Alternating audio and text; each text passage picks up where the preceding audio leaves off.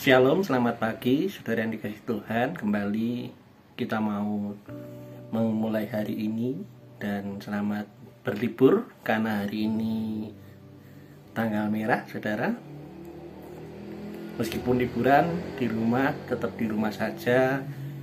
Atau kalau memang harus ada kegiatan, tetap hati-hati, jaga kebersihan dan jangan lupa selalu memohon penyertaan Tuhan. Amin. Puji nama Tuhan. Sebelum kita dengar firman Tuhan, mari terlebih dahulu kita akan berdoa. Bapa, terima kasih buat hari ini, hari yang baru yang Tuhan Kau berikan, Bapa. Biarlah Tuhan kami bisa mengerjakan hari ini sesuai dengan hati-Mu, Bapa. Hamba berdoa, biarlah semua jemaat ataupun orang yang sedang melihat renungan pagi hari ini, Tuhan, hari ini mengalami Engkau, Bapa, mengalami keajaiban-Mu, mengalami kuasa-Mu. Terima kasih Tuhan, di dalam nama Yesus yang berdoa. Haleluya, amin. Shalom. Pagi hari ini kita akan belajar masih dalam Kisah Rasul, ayat yang pasal yang ke-15, ayat 1 sampai 35. Cukup banyak, tetapi saya akan bacakan sampai 3, nanti di rumah ataupun saudara ya bisa melanjutkan supaya nggak terlalu banyak waktunya. Jadi saudara bisa baca sampai akhir ya. Perikopnya sidang di Yerusalem.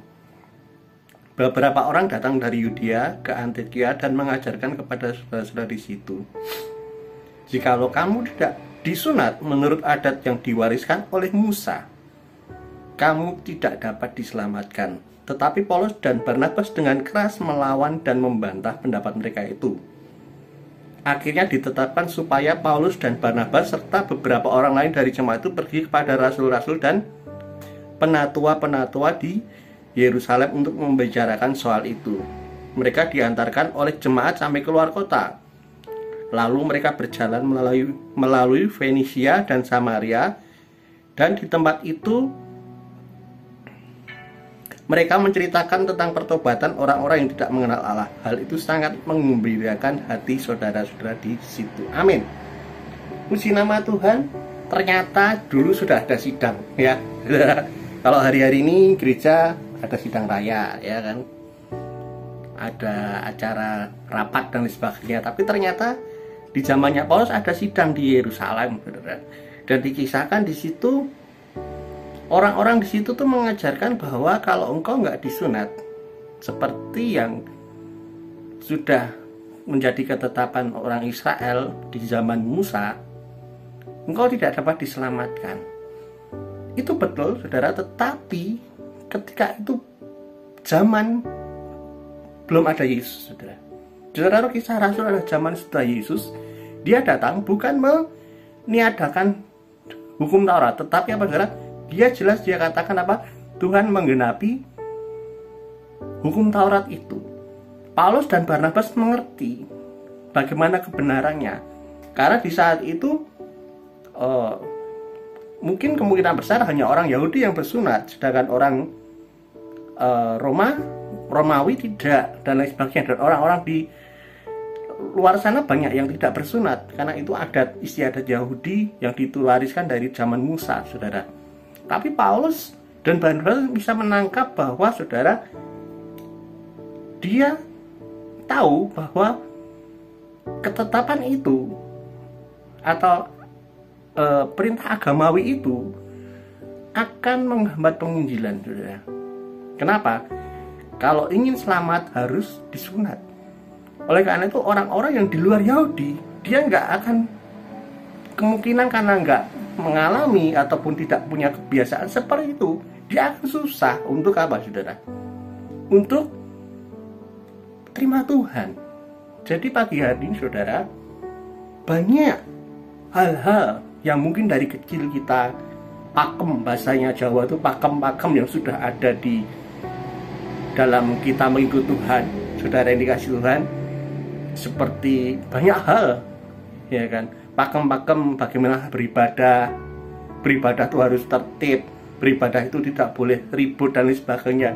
Dan dari masa muda saudara sampai hari ini, atau masa kecil saudara dari guru sekolah minggu yang mengajar, itu akan membuat mindset kita bahwa hal itu menjadi kebenaran.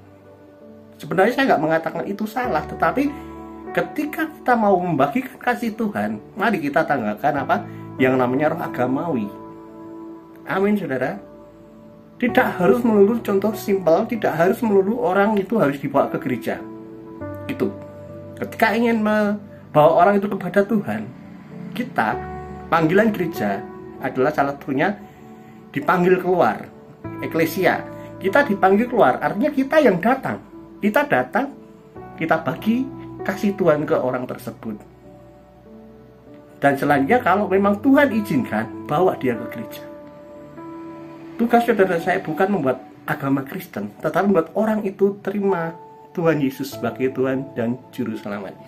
Pagi hari ini saudara, di masa-masa yang masih tidak mengenakan bagi dunia, selalu ingat pesannya saudara, jangan melihat masalahnya atau hari-hari ada pandemi COVID-19, jangan lihat pandeminya, tetapi Pak, lihat Tuhan bekerja, lihat keajaiban Tuhan. Kalau engkau hanya fokus pada masalah, kamu akan takut, kamu akan gentar. Tetapi ketika kau fokus pada Tuhan, kau akan melihat mujizat Tuhan. Kita akan melihat penyertaan Tuhan. Dan pagi hari ini saudara, kembali lagi saudara dan saya, mari sama-sama diingatkan di masa musim 2 tahun ini, musim yang sangat berbeda dengan musim yang lainnya. Mulai kembali lagi kita apa? Kita mau memberitakan Injil Kerajaan Surga. Saya undang saudara sama-sama. Banyak hal yang bisa kita lakukan lewat status WA saudara, lewat media sosial saudara, ataupun lewat apa, mari kita bagikan. Bagikan kasih Tuhan. Bagikan kebahagiaan, mulai bersaksi, ya. Menyuarakan kebenaran. Mulai lihat, tanya Tuhan setiap hari kita, bertanya, Tuhan, apa yang aku kerjakan hari ini? Apa yang harus aku lakukan? Mulai, kalau Tuhan taruh sesuatu di hati saudara dan saya, mulai lakukan. Hal simpel hari-hari ini kita akan diajarkan untuk berdoa buat saudara-saudara kita yang sedang isolasi ataupun saudara-saudara kita yang sedang sakit. Mulai doa, walaupun nggak bisa bertatap muka karena secara teknis rumah sakit, kalau orang terinfeksi kita nggak boleh datang masuk ke ruangan itu, kita lihat media video call, nggak masalah. Tetapi apa? Mulai kita kembali lagi di masa sulit. Karena apa? Saat sulit itu saat Tuhan bekerja. Saat sulit itu saat apa? Saat penuaian tiba. Karena apa? Banyak orang takut, banyak orang butuh pertolongan. Sudah lihat hari-hari ini, tapi sudah puji Tuhan sudah teratasi. Sempat minggu lalu oksigen di kota kita, di bangsa kita itu menjadi barang yang langka dan tidak bisa dibayar dengan uang, saudara. Uang yang banyak nggak bisa, karena apa? Kalau memang nggak ada barangnya. Dan hari-hari saya dapat kabar bahwa salah satu orang yang cukup berada di kota kami, cukup terkenal aja, anaknya terinfeksi COVID-19 dan dibawa ke tenda, saudara, karena tidak cukup ruangan rumah sakitnya nggak cukup, padahal dia orang terkenal, saudara. Tapi memang harus sekarang nggak pandang orang terkenal, mau orang nggak terkenal, atau orang tercemar pun semua sama. Oleh karena itu pagi hari ini, di samping kita menguatkan diri sama Tuhan, banyak baca firman, banyak minta wahyu sama Tuhan, banyak berdoa. Satu lagi, mulai ingat lagi, ini saatnya kita menuai jiwa. Mulai saatnya kita melayani, ya. Banyak orang patah semangat, banyak orang butuh ditolong, banyak orang apapun yang sudah bisa kerjakan. Lewat materi tidak apa-apa. Hari-hari ini gereja Tuhan di tempat kita juga dari jemaat ke jemaat lumayan banyak taburan berupa uang ataupun sembako yang nanti gereja juga akan salurkan ke teman-teman yang isolasi. Karena di saat-saat itu, di saat-saat mereka mengalami kemalangan atau hal nggak enak, ketika engkau datang, itu menjadi berkat buat hidupnya. Puji nama Tuhan pagi hari ini. Biarlah firman Tuhan menguatkan hidup saudara. Saya berdoa hari ini saudara bisa memberitakan Injil. mengabarkan kabar baik itu. Terima kasih, Tuhan Yesus memberkati.